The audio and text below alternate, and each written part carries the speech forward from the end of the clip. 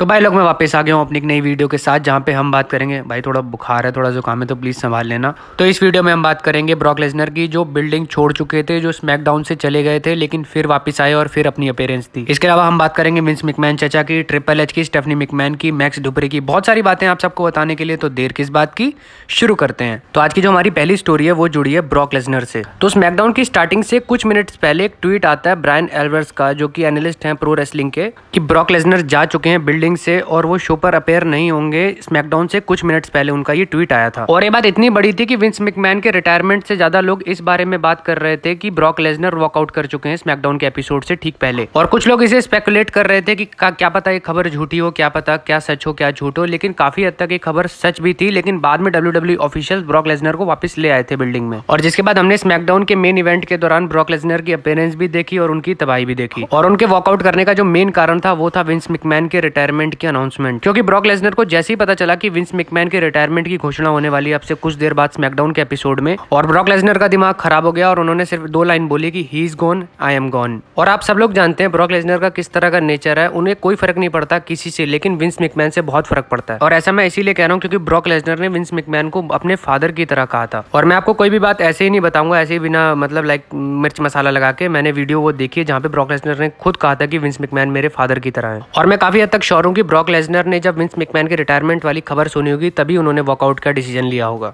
अभी पूरा वॉकआउट वाला मामला भी हो गया, लेकिन ब्रॉक लेसनर वापस भी आ गए। उसके बाद उन्होंने स्मैकडाउन में अपनी अपीयरेंस भी दी। उसके बीच में क्या हुआ वो मैं आपको अब बताता हूँ। तो जब तक ब्रॉक लेसनर वापस नहीं आए थे तब तक ये अनुमान लगाने लगे लोग या फैंस या एनालिस्ट की अगला अपोनेंट कौन होगा रोमन रेंज का समर स्लैम में। और एकदम से एक नाम सोशल मीडिया पे बहुत एक्टिव हो गया, वो था गोल्डबर्ग का। बहुत सारे फैंस, मैंने बहुत सारे news portal, wrestling news portals की ओर से खबर देखी कि गोल्डबर्ग का नाम सबसे ऊपर चल रहा है रोमन रेंज से फाइट करने के लिए या मैच करने के लिए समर स्लैम में। ये तो कोई अपोनेंट की बात। इसके अलावा एक चीज और ट्रेंड कर रही थी, वो थे माइकल कोल। और माइकल कोल हो रहे थे उस दौरान ट्रोल, क्योंकि उन्होंने साशा बैंक्स और न्योमी के दौरान ये कहा था कमेंट्री टेबल से कि वो अनप्रोफेशनल हैं जब उन्होंने वॉकआउट किया था। और जब ब्रॉक लेसनर ने वॉकआउट किया तो किसी ने कुछ नहीं कहा, WWE उनको मनाने गई और फिर वापस भी ले आई। और इसीलिए फैंस WWE को हिपोक्रेटिक कह रहे थे। आप लोग मुझे बताओ कि क्या आप मानते हो कि WWE हिपोक्रेटिक है, और क्या WWE ने फर्क किया? एक तरफ थी साशा बैंक्स और न्योमी की सिचुएशन, दूसरी तरफ थी हमारे ब्रॉक लेसनर की सिचुएशन। आप लोग मुझे बता सकते हो नीचे कमेंट्स में, कमेंट सेक्शन खुला हुआ है। तो नेक्स्ट बात करते हैं मैक्सिमम मेल मॉडल एजेंसी के डायरेक्टर जो है हमारे मैक्स डुपरी की।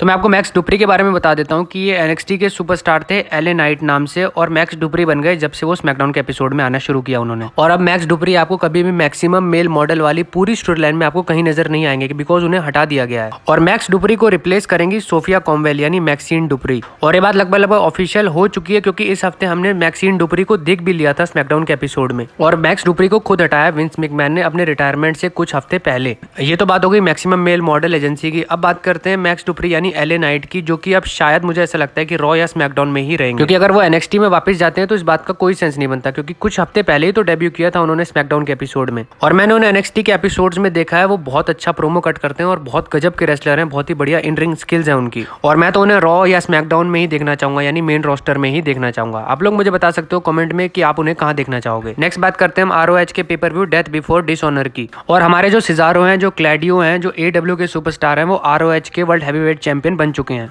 और उन्होंने हरा दिया जोनाथन ग्रेशम को एक कमाल के मैच में। बहुत ही बढ़िया ये मैच था। इतनी अच्छी बुकिंग मेरे ख्याल सिजारो को कभी नहीं मिली होगी WWE में, जितनी उन्हें AEW में आते ही मिल गई। 2-3 हफ्ते हुए हैं उन्हें डेब्यू करे हुए, और अब वो ROH के वर्ल्ड हैवीवेट चैंपियन है। और मेरा इस स्टोरी में इंटरेस्ट इसीलिए आया, और इसीलिए मैंने आपको ये खबर बताई, एक न्यूज बताई, कि मैं हमेशा से चाहता था कि सिजारो को पुश मिले और WWE में मिले, और वो WWE वर्ल्ड हैवीवेट चैंपियन या WWE चैंपियन बने, लेकिन वो कभी हुआ नहीं। तो मैं तो बहुत खुश हूँ, और मैं कांग्रेचुलेट करना चाहूंगा सिजारो को उनकी इस बढ़िया विक्ट्री पे, इस बहुत बड़ी विक्ट्री पे। एक न्यूज और भी है जो WWE ने अपने ऑफिशियल ट्विटर अकाउंट से बताई थी, जो मैं मिस कर गया, वो मैं आपको अब बता रहा हूँ। ट्रिपल एच अपनी एग्जीक्यूटिव पोस्ट में वापस आ चुके हैं, और वो एग्जीक्यूटिव वाइस प्रेसिडेंट बन चुके हैं टैलेंट रिलेशंस के। तो जरा मैं आपको हिंदी में समझा देता हूँ। तो ट्रिपल एच के पास अब पूरा क्रिएटिव कंट्रोल है, तो स्टोरी लाइन के हिसाब से ट्रिपल एच कंट्रोल करेंगे पूरी WWE को, पूरी WWE की स्टोरी लाइन्स को, और वो साथ ही साथ नए सुपरस्टार्स को भी ला सकते हैं। यानी बहुत तगड़े चांसेस हैं कि AEW में जो भी सुपरस्टार गए हैं वो वापस भी आ सकते हैं। मैं अगर एक दो नाम बताऊं आपको तो Bryan Danielson, Daniel Bryan, Dean Ambrose यानी हमारे जॉन मॉक्सली, इसके अलावा हमारे एमजेएफ। तो आप लोग कहोगे कि एमजेएफ तो कभी डब्ल्यूडब्ल्यूई में थे नहीं, तो मैं आपको बता दूं कि एक टाइम पे डब्ल्यूडब्ल्यूई में एमजेएफ थे।